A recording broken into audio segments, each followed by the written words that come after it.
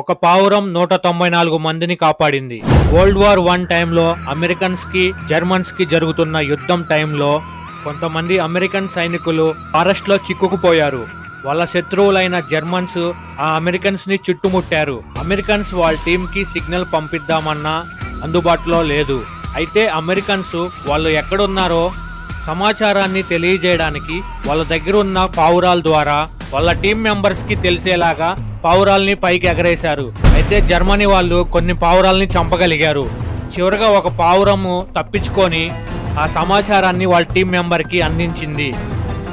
ఆ ఒక్క పావురం కూడా బుల్లెట్ గాయాలతో అరగంటలో 30 కిలోమీటర్ల దూరం వెళ్ళింది. దాని ద్వారా 194 మంది ప్రాణాలతో బయటపడ్డారు.